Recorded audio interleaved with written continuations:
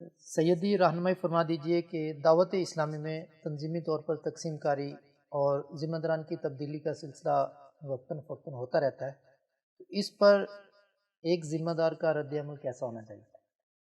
لیکن جب کام بڑھتا ہے تو کام کرنے والے بھی بڑھانے ہوتے ہیں۔ جب کام کرنے والے بڑھانے ہوتے ہیں تو نئے ذمہ دار بھی آتے ہیں، کاموں کو تقسیم بھی کیا جاتا ہے۔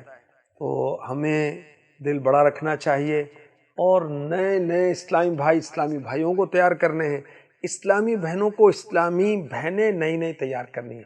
ہر شعبے والے کو یہ کام کرنا ہے کہ ہم ہوں یا نہ ہوں کام ہوتا رہے، اور ہماری ذمہ داری اگر ہے تو ہم بہت ایکٹیو ہو کر کام کریں، اور جب ذمہ داری تبدیل ہو جائے، ہٹ جائے، کسی اور کو مل جائے تو ہم سست ہو جائیں۔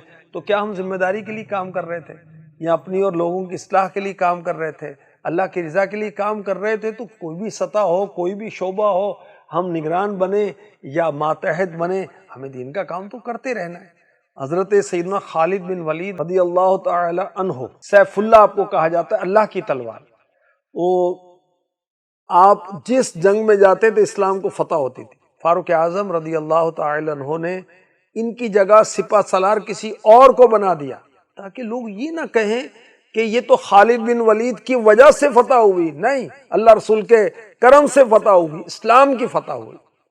تو جب حضرت سیدنا خالد بن ولید رضی اللہ تعالی عنہ سپہ سالار نہ رہے تو پھر بھی آپ اسی حوصلے اور عزم کے ساتھ ایک سپاہی کی حیثیت سے جنگوں میں شامل ہوتے رہے۔ تو ہمارا جذبہ یہ ہونا چاہیے کہ میں نگران رہوں یا ماتحت رہوں، مجھے نیکی کی دعوت دینی ہے، مجھے اپنی اصلاح کرنی ہے، مجھے نیک اعمال پر عمل کرتے ہوئے زندگی گزارنی ہے اور ایمان سلامت لے کر جانا ہے۔ وَلَا تَمُوتُنَّ إِلَّا وَأَنْتُمْ مُسْلِمُونَ، تو نہ مرنا مگر مسلمان۔ اللہ ہمارا ایمان سلامت رکھے۔ دیکھیں کہ مسلمان ہونا کمال نہیں ہے، مفتی احمد یارخان نعیمی رحمۃ اللہ علیہ نے لکھا مسلمان مرنا کمال ہے۔ اب موت تو آنی ہے، ہم سب کو آنی ہے، کس حال میں آئے گی، کس کیفیت میں آئے گی ہم نہیں جانتے۔ کاش مٹی نہ ہو برباد پسے مرگ الہی، جب خاک اڑے میری مدینے کی ہوا ہو۔ کاش، آمین۔ صلو علی الحبیب صلی اللہ تعالی علی محمد۔